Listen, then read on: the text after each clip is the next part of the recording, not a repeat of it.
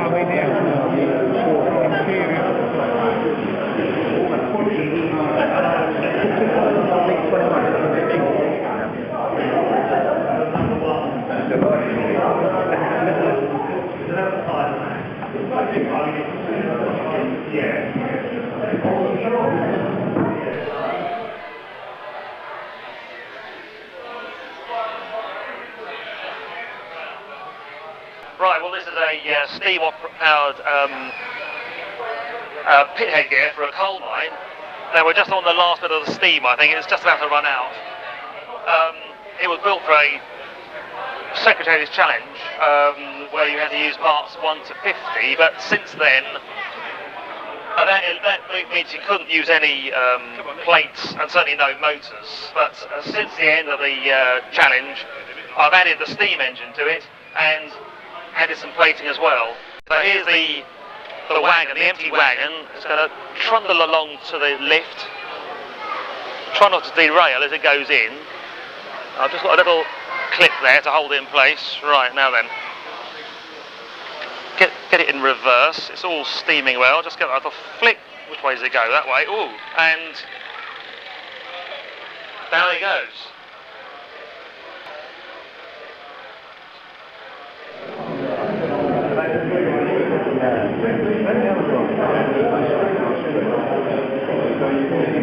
Get one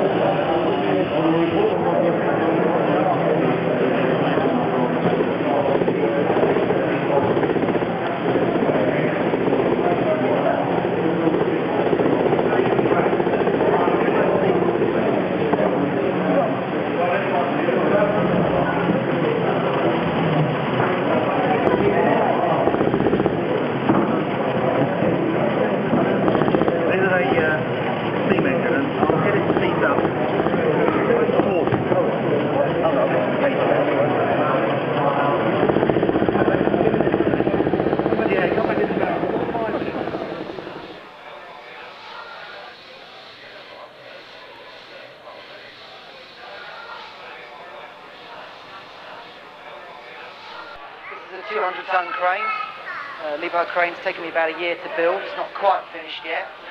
Still short its hook, but most of the mechanisms are in place. It has powered outriggers. All 4 outriggers are powered at the same time using cords.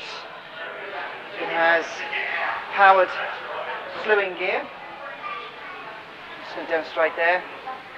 There's a motor drive underneath there, which is driving into a series of bevel gears, which then goes onto this chain drive. I had problems with the chain because I was trying to run it horizontally, not vertically. So I used a couple of plastic idlers there to take up the tension in that. That runs through a 57 gear. It's another small pinion, and it drives a big ring gear or double ring gear underneath the slewing turntable. Turntable is typical Burt Love design with the roller bearings, plates top and bottom. The luffing gear is a simulated hydraulic ram. The real crane is a 200-ton crane. It only has one very, very large ram. The scale's right. What we use basically is a 3/4 inch towel rail, chrome towel rail, and a 3/4 inch hydraulic dowty washer.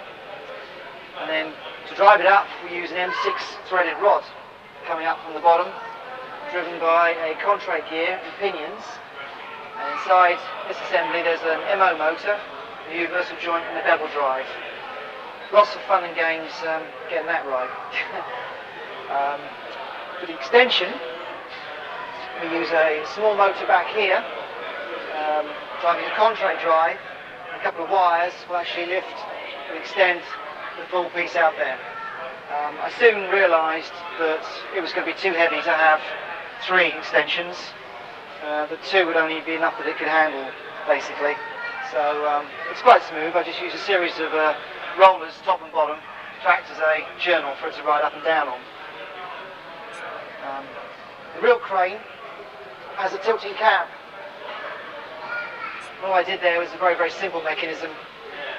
It's just a 2-inch rod and then just a wheel basically on journal through a trunnion. So to put it down, it's not powered. I just lift that up, take the load off, and just move it down like that. So that would be the normal driving position, if you like, and then that's the up position. And on the prototype, that would be fully hydraulic, controlled by the driver, of course. Modern health and safety rules as they are, everything has to have handrails. So if the operator goes up there, there's his hand railing. There. I'll just slew the crane and open up the doors, and you can see the outrigger mechanism.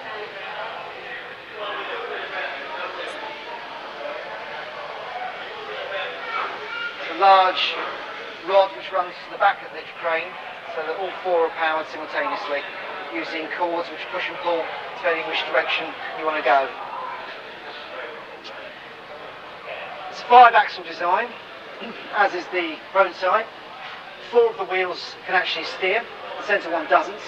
Although on the prototype, all 5 of them can actually steer, so the whole crane can cramp to the side, or it can turn very, very tightly.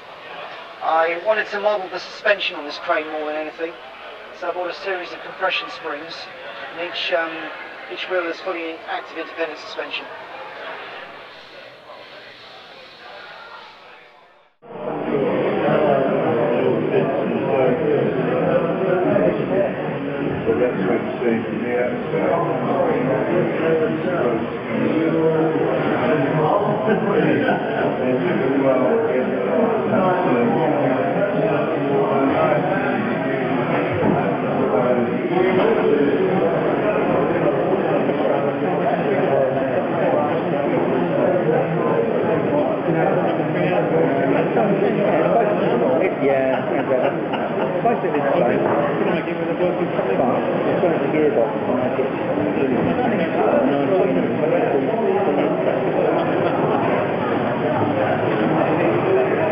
The other way, turn the handle the other way, that's it.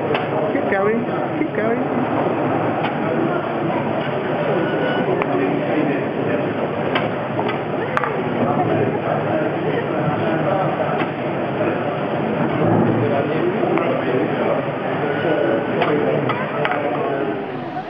The model here is a Sopwith Camel, which is based on a design by a man called Chris Bourne, who described it on the internet. It's the second time I've built the model. Quite an interesting one to build. The first time it didn't have a motor, this time it has got a motor, which is fitted in underneath the pilot seat in the cockpit. Took about a month to put together, and the Camel was a very difficult airplane to fly. Nearly 400 men died trying to learn to fly it because the whole engine revolved with the propeller attached, and the torque made them fly to the left when they took off, and caused a lot of accidents. But once you could fly it, it was an excellent plane, so the pilot said. The Locomotive is a model of Lion from the Titfield Thunderbolt, again from a Meccano magazine in the mid to late 50s. A fairly accurate model of the Locomotive, and has actually got some real coal in the tender, which came from a King Arthur class locomotive at 9L Shed when I was a youngster. It's not powered because to carry the track about to make it run up and down, just isn't the space at exhibitions to do that. So, but it's again a very interesting model to build, and it looks fairly accurate to the actual photographs and drawings that I've seen of the thing.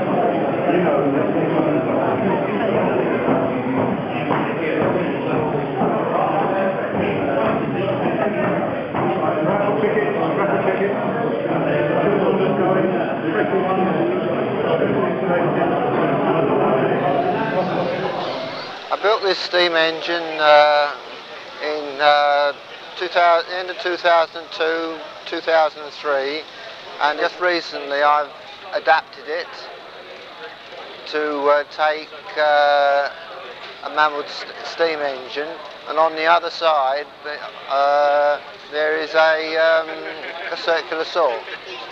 The steam engine is geared down from a 15 to a 60 4 to 1, and then from a 19 to a 95 tooth gear 5 to 1, giving it a reduction of 20 to 1 before going to the sprocket wheel, and drives the sprocket wheel on the horizontal steam engine,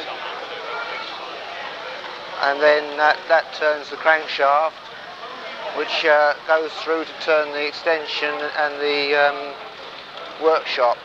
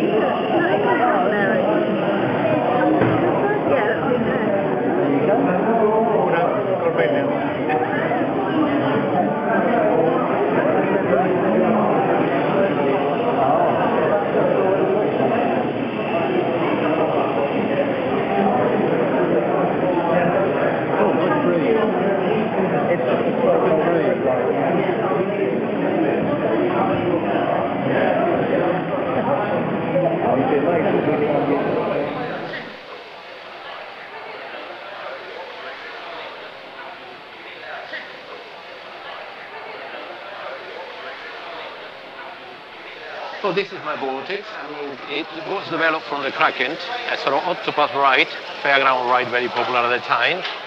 We have 8 arms, all hanging down from the previous model that the cars were on top of it.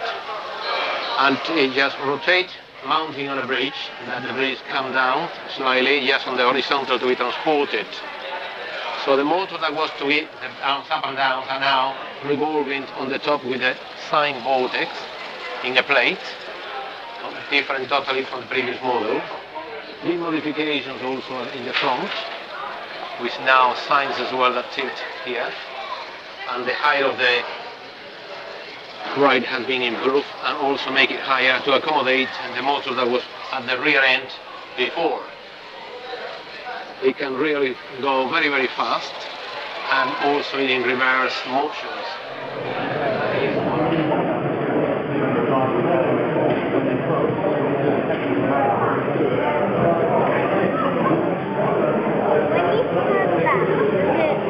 Well, it just steers it.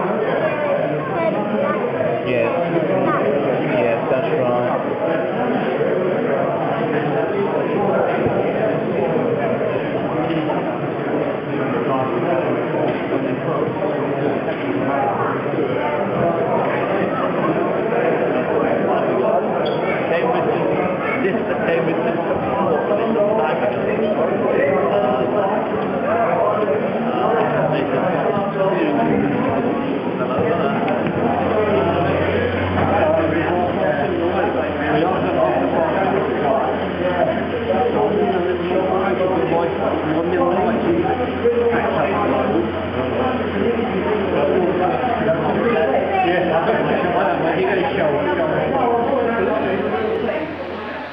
The robot is again a Meccano magazine model.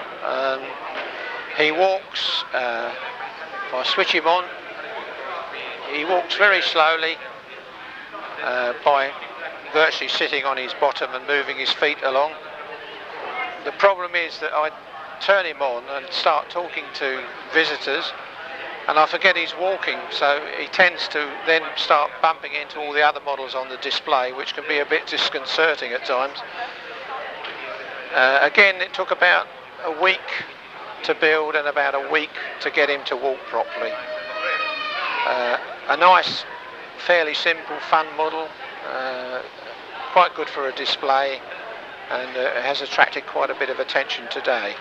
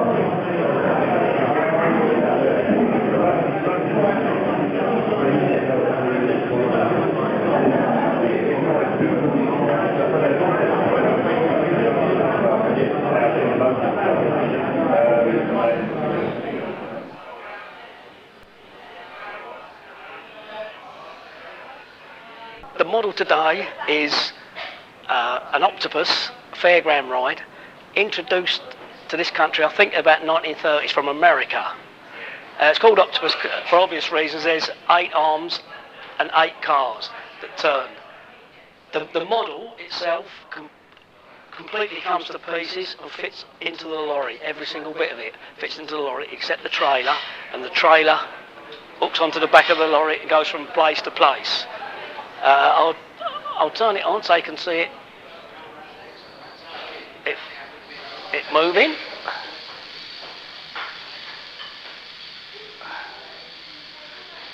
The lorries are Foard, based on the dinky toy the Dinky Toy model. It's got a generator on the side of it which generates power to the model. Some are run by the earlier ones by steam, with a generator on the front of a steam traction engine. But this one's a lorry type of generator.